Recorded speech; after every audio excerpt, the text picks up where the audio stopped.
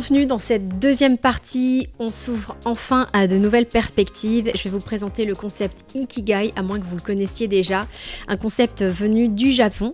Iki signifie la vie et Gai qui signifie raison d'être. On peut donc le traduire par qu'est-ce qui me motive à me lever tous les matins ou quelle est ma raison d'être. Vous l'aurez compris, donc au-delà de trouver une profession hyper épanouissante, c'est une philosophie de la vie et pour les Japonais et les Okinawaïens en particulier, c'est intimement lié avec la manière dont on gère sa vie. Alors pour autant, c'est pas un concept qui est perché, même s'il diffère de ce qu'on a l'habitude de voir, parce que c'est vrai que traditionnellement à l'école, on nous demande, on regarde essentiellement ce pourquoi on est doué, mais on va pas forcément chercher plus loin, et notamment par rapport à la notion des valeurs ou de ce qu'on aime en particulier. Donc voilà, c'est un concept qui est très intéressant. J'ai eu l'occasion de dispenser des webinaires pendant le confinement auprès d'étudiants. C'était un vrai moment de plaisir. Et donc voilà, je ne pouvais pas ne pas mettre ce concept Ikigai au sein de cette formation et j'espère que ce sera aussi un outil de développement personnel qui vous permettra d'apprendre à encore mieux vous connaître et pourquoi pas de vous aider à trouver votre voie. Alors tout de suite, je vous présente le concept. En fait, vous pouvez voir sur votre écran une rosace, c'est-à-dire qu'on a 4 cercles qui comportent chacun une thématique. Celui que vous avez tout en haut, c'est ce que vous aimez faire. Celui qui se trouve sur la gauche, c'est ce pourquoi vous êtes doué. Celui qui se trouve sur la droite, c'est ce dont, selon vous, le monde a besoin. Et celui qui se trouve tout en bas représente ce pourquoi vous pourriez être payé. Voilà, présenté de manière sommaire, c'est ça. Bien évidemment, je vais aller beaucoup plus dans le détail. L'objectif de trouver son Ikigai, c'est quoi ? Eh bien, c'est lié à une question d'équilibre et de bien-être. Parce que bien souvent, ce qu'on peut voir dans la vie courante, ce sont des gens qui ont tous les critères qui se réunissent uniquement sur un des cercles, ce qui fait qu'ils n'accèdent pas forcément à l'épanouissement. Et on voit des burn-out, des bore-out. Le principe d'Ikigai, c'est de trouver à la jonction des 4 cercles, à la mise en cohérence des 4 contenus, quelque chose qui va correspondre à votre équilibre de vie et qui va faire que vous vous sentez vraiment complètement entier dans ce que vous êtes et dans ce que vous faites.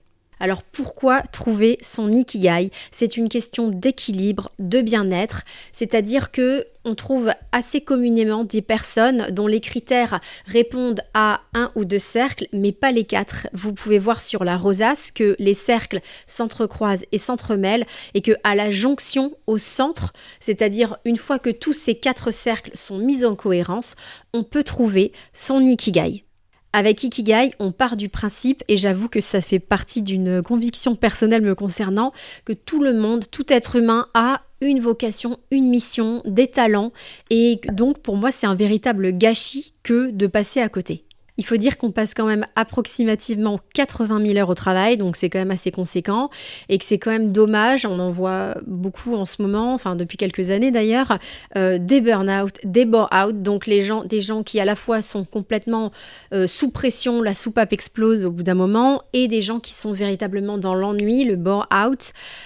Je pense que quand on trouve son Ikigai, on est enfin dans ce système d'équilibre. Donc on a par exemple des personnes, et j'en vois en coaching individuel assez régulièrement, qui sont très satisfaits financièrement, mais dont les valeurs sont complètement en inadéquation avec celles de l'entreprise dans laquelle ils travaillent, et donc ils sont en perte de sens, en perte d'identité si vous voulez, avec un sentiment d'inutilité.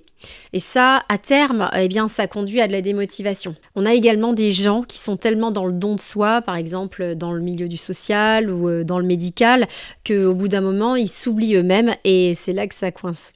Je vais maintenant passer au détail des 4 cercles et les détailler avec des suggestions de questions que je vous ai préparées pour vous aider à compléter ensuite votre matrice Ikigai. Donc le premier, c'est ce que vous aimez faire. Qu'est-ce que vous adorez faire et par rapport à quoi vous ne voyez pas le temps passer ? Listez tout, sans « oui mais ça me servira jamais dans mon job plus tard ». On a par exemple des personnes qui vont hésiter à noter ce qu'ils aiment faire parce qu'ils n'y verront de prime abord aucun lien avec leur future vie professionnelle. Et pourtant, le principe, c'est de prendre du recul là aussi, une fois que la matrice elle est complétée, et justement de faire du lien, de trouver du sens et de mettre en cohérence les choses. Et parfois, vous pouvez avoir de belles surprises. C'est pas parce que c'est pas directement lié à votre job que vous n'allez pas pouvoir faire un métier autour de ça. D'accord, donc même si ça ne concerne pas forcément le professionnel, mettez tout, listez tout. Vous pouvez prendre la place dont vous avez besoin, mettez vraiment tout ce que vous aimez faire. Sans aucune gêne, sans aucune honte, sans aucune restriction. Parce qu'on va pas se mentir, se lever tous les matins et ne pas aimer ce qu'on fait, ne pas être motivé, ne pas avoir la moindre appétence par rapport aux tâches qu'on exécute, par rapport à nos missions, ça n'a aucun sens et aucun intérêt. Alors bien sûr, on a tous dans nos métiers des parts de choses qu'on préfère, et qu'on aime plus ou moins. Ça, c'est normal, bien sûr, ce serait un petit peu exigeant que de vouloir exhaustivement tout aimer, mais il faut que majoritairement, il y ait quelque chose qui nous donne du peps, quelque chose qui nous donne envie, quelque chose qui ait du sens pour nous. Alors on passe au cercle suivant, c'est ce pourquoi vous êtes doué. Qu'est-ce que vous faites facilement, même plus facilement que les autres? Et sur quoi on vous fait des compliments? Dans quoi vous vous sentez à l'aise? Vraiment à l'aise, là vous sentez que vous êtes... dans vraiment toutes vos compétences et limite vous êtes fier de le faire. Listez tout sans oui mais ça va faire prétentieux, prétentieuse, etc. Vous avez forcément des zones de compétences. Et le petit truc en plus que je vous invite à faire, ça a son importance, c'est à côté du cercle indiquant tout ce pourquoi vous êtes actuellement doué, c'est de lister toutes les compétences que vous souhaiteriez acquérir dans un futur plus ou moins proche. Pourquoi ? Écoutez, parce que personne n'est parfait, mais on est tous perfectibles, on a tous des perspectives d'évolution, et donc indiquer des nouvelles compétences, c'est également ce qui va pouvoir vous amener vers de nouvelles formations, de nouveaux accompagnements, et pourquoi pas vous ouvrir la voie d'une nouvelle carrière. Alors ce que j'ai pas précisé, bien sûr, c'est que trouver son ikigai, c'est pas quelque chose de facile. Vous allez le voir, je ne suis pas là en train de vous vendre du rêve. Il y en a qui vont le trouver assez facilement, qui ont déjà une idée plus ou moins définie de ce qu'ils souhaitent faire. Il y en a qui partent complètement de zéro et qui sont complètement dans le brouillard. C'est pas grave. À nouveau, prenez-vous le temps, vraiment, cheminez tranquillement, notez tout ce que vous avez à noter.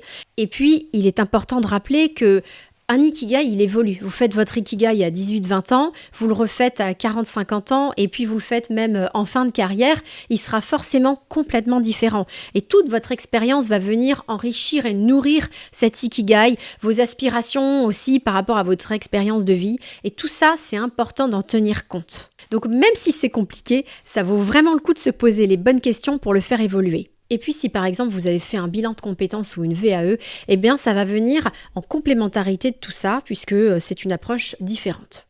Alors est-ce que c'est un concept perché ? Non, je pense que clairement même des gens qui sont pragmatiques et qui ont des métiers dans le domaine du scientifique ou dans le domaine des chiffres, on va dire, peuvent s'y retrouver et ont le droit aussi de se poser des questions et de voir les choses différemment. On n'est pas dans quelque chose d'inaccessible. Je veux dire, ce sont des questions parfaitement légitimes. Qu'est-ce qu'on aime faire ? En quoi est-ce qu'on a envie de se sentir utile ?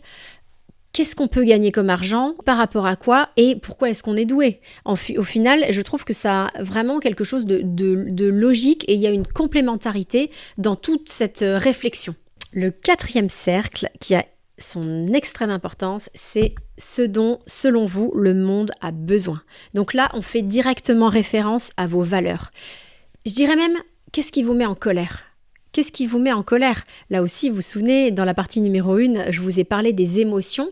Eh bien, trouver du sens dans son travail par rapport à, selon vous, ce dont le monde a besoin, eh bien, ça a du sens, c'est cohérent. C'est aussi la raison pour laquelle faire son ikigai, c'est être authentique, c'est être intègre et c'est avoir une bonne connaissance de soi. Donc, quelles sont les causes que vous avez envie de défendre ? Qu'est-ce qui vous énerve quand vous regardez les infos ? Qu'est-ce que vous n'avez plus envie de voir ? Listez tout sans « oui mais de toute façon à mon petit niveau je pourrais rien y faire ». Bien sûr, on n'est pas en train de se transformer en super-héros, de vouloir changer le monde, c'est pas ça. Mais si déjà chacun apporte sa petite pierre à l'édifice ou si déjà ça suffit à donner du sens à ce que vous allez faire comme métier plus tard, mais c'est déjà fabuleux. Je précise une chose, c'est que chercher son ikigai, ça ne veut pas dire que forcément vous recherchez un métier dans le social, ça ne veut pas dire forcément qu'on fait dans l'humanitaire. On se pose la question de savoir ce dont, selon nous, le monde a besoin pour que ça ait du sens et puis pour trouver, en apportant sa petite pierre à l'édifice, quelque chose qui soit important pour nous, quelque chose qui soit en relation avec une cause qu'on a envie de défendre ou au moins d'avoir un sentiment d'utilité. Et pareil, choisir son ikigai, c'est pas forcément que lié à une profession. Ça peut être également trouver un job qui va parfaitement nous convenir, mais à côté de ça, être engagé dans une mission associative et puis du coup, trouver cet équilibre par là même entre son job et du bénévolat. Si je prends par exemple Albert Einstein, il était fonctionnaire scientifique, donc il travaillait au gouvernement suisse, il aimait son activité de scientifique, il a apporté la théorie sur la relativité, le monde a eu énormément besoin de tous ses apports et il a réussi à créer quelque chose de complémentaire entre son métier de fonctionnaire et son appétence pour la science. Un autre exemple de personne qui a trouvé son ikigai, Elon Musk, fondateur de Tesla, qui est doué pour son travail d'ingénieur, qui semblerait-il aime ce qu'il fait, qui gagne de l'argent et qui apporte sa pierre à l'édifice par rapport aux besoins de l'humanité en créant des voitures électriques, donc en allant dans un sens écologique. Un point sur lequel je voudrais revenir, on l'a déjà évoqué, et là aussi j'espère pouvoir vous rassurer, si tant est que vous n'ayez pas de passion, c'est que de tout miser et d'être en quête de votre job le plus épanouissant possible par rapport à une passion, ça peut être dangereux. Pourquoi ? Parce que c'est aussi faire abstraction de contraintes comme l'argent, et vous voyez bien que ça figure dans la matrice Ikigai. Il faut pas se mentir, il faut lever les tabous, je pense, par rapport à l'argent, et on a le droit d'en parler. C'est-à-dire que vous pouvez parfaitement avoir une passion, mais ne pas pouvoir en vivre. C'est-à-dire que ce ne sera pas forcément suffisamment lucratif, suffisamment rentable. Pour autant, vous n'êtes pas obligé de la laisser de côté et vous pouvez très bien continuer à l'exercer à côté comme hobby et puis ça va vous donner un équilibre de vie parfaitement satisfaisant. Au contraire, s'intéresser uniquement à l'argent, c'est donner toutes les chances possibles à un moment de créer de la frustration dans le temps parce que c'est un moteur qui est important, mais c'est peut-être pas suffisant pour être vraiment heureux dans la vie. En fait, tout est question d'équilibre.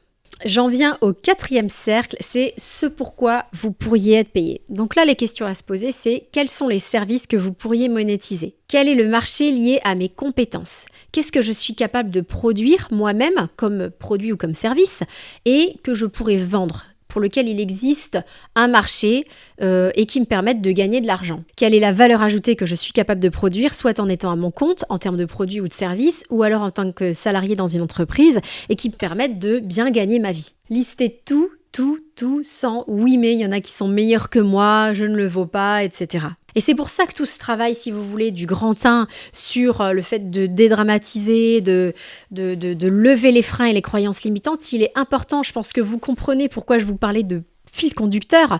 Ça donne du sens, c'est-à-dire que aller foncer tête baissée sur l'ikigai, je pense que c'est un petit peu trop rapide. Encore une fois, il faut du temps. Et donc, passer par toute cette étape numéro 1 en répondant aux questions, en complétant les cas pratiques et les réflexions personnelles, ça peut vous aider à compléter plus facilement cet ikigai. Donc là, les croyances limitantes, c'est à la poubelle. Vous avez cru au Père Noël pendant 6 ans, vous pouvez bien croire en vous le temps de la réflexion sur votre carrière, non ? Je reviens un instant sur l'importance de mentionner des points que vous aimez et pour lesquels vous êtes doué, sans que ce soit de prime abord lié à votre job. Pourquoi ? Imaginons que vous adoriez cuisiner, par exemple, que vous êtes doué pour écrire, pour créer des recettes, que vous êtes quelqu'un de très créatif, que selon vous, ce dont le monde a besoin, c'est stop à la malbouffe, et que pour autant, vous n'ayez pas envie d'être cuisinier parce que les contraintes horaires ne vous conviennent pas, ce qui peut parfaitement être le cas, et du coup, vous n'osez pas le mettre. C'est dommage, parce que vous allez potentiellement éliminer des issues qui pourrait être complètement en lien avec votre passion ou avec ce que vous adorez en termes de cuisine, sans pour autant avoir le job de cuisinier et vous épanouir eh bien, au travers de tout l'art culinaire. Ça peut être journaliste culinaire, vous pouvez très bien avoir un blog à côté de votre métier où vous créez des recettes. Si en plus vous aimez voyager et que vous êtes ouvert aux cuisines du monde, eh bien vous pouvez trouver des sources d'inspiration un petit peu partout. Voilà, donc c'est important de le noter parce que c'est vraiment en ayant là aussi prise de recul, cet appui visuel global, quand tout sera complété, que vous allez pouvoir ensuite faire des liens et des ponts entre les 4 cercles. Et donc, l'éliminer d'emblée, c'est à nouveau se mettre un frein. Ce que je voulais vous dire aussi, c'est que la matrice Ikigai, au départ, moi je vous invite à le faire seul. Pourquoi ? C'est tout simplement pour ne pas être influencé par qui que ce soit. Ça vous appartient, ça vous concerne, c'est vraiment quelque chose de très personnel. Pour autant, après, une fois que vous êtes bien pris le temps de tout mettre sur papier et que voilà, vous avez besoin de l'appui aussi de vos proches, là, pourquoi pas, je vous propose dans un second temps de le soumettre à des gens dont vous savez qu'ils sont extrêmement bienveillants à votre égard, amis ou famille, peu importe, ou collègues, voilà, de telle sorte qu'ils puissent aussi vous donner leur avis, notamment par rapport à ce pourquoi vous êtes doué, ou ce que vous pourriez monétiser, ou des valeurs que vous mettez en exergue, peut-être même sans vous en rendre compte dans votre quotidien, etc. Donc voilà, c'est un cheminement personnel, mais d'avoir l'appui de vos proches qui vous aiment et qui vous veulent du bien, eh bien ça peut être constructif aussi, mais dans un deuxième temps pour pas être trop influencé. La difficulté que je perçois le plus parmi les personnes que j'accompagne dans cette quête d'Ikigai, c'est souvent la peur par rapport à l'argent et c'est la peur de sortir un peu de sa zone de confort et de passer à autre chose, et c'est donc le manque de passage à l'action. Alors, par rapport au passage à l'action, ça représente la 3e partie, on en parlera après.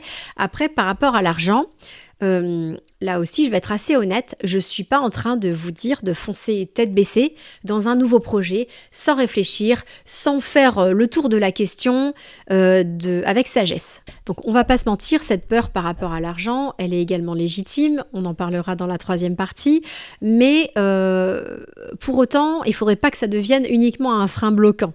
Donc, étudier la question et puis se dire aussi qu'il y a des étapes. On n'est pas obligé d'avoir une transition radicale, de tout lâcher du jour au lendemain et de foncer tête baissée dans un nouveau projet.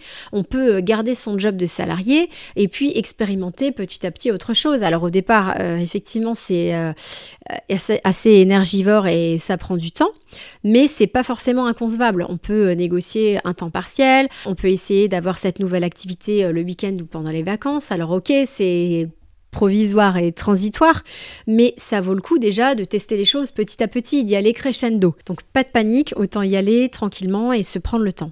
Et puis pour que ça fonctionne bien et qu'on soit dans cet équilibre, si vous êtes étudiant, c'est peut-être un petit peu plus simple, et encore que. Par contre, si vous êtes en milieu de carrière et que vous avez déjà conjoint, enfant, maison, etc., forcément, l'impact, il est différent. Et donc, se lancer dans une nouvelle formation, dans quelque chose de complètement nouveau, voilà, c'est peut-être un peu plus challengeant. Pour autant, c'est loin d'être impossible, mais je pense que il est fondamental que ce soit une décision de famille. C'est-à-dire qu'il y a une nouvelle organisation qui doit se mettre en place, donc le mieux c'est d'en discuter tranquillement, de poser les choses à plat, de structurer son projet et voilà, d'obtenir également l'approbation de sa famille et d'expliquer aussi aux enfants ce qui se passe. C'est pas parce qu'on est adulte que le chemin est tout tracé et immuable. Au contraire, on a le droit aussi d'avoir une réflexion nouvelle sur sa carrière et que c'est ce que vous êtes en train de mener maintenant. Et je pense que les enfants sont largement capables de le comprendre et justement, ça peut être aussi l'occasion d'être fiers de vous quand vous aurez atteint votre objectif.